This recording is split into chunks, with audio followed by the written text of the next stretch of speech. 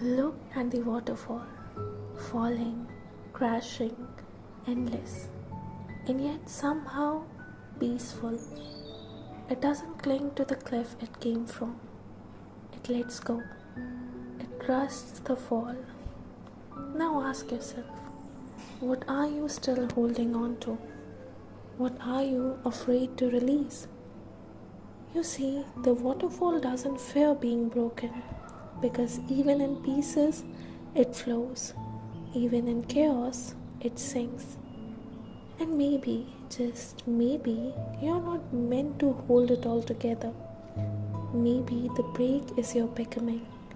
So take a break, let go, fall if you must. Because, like the waterfall, you won't be lost.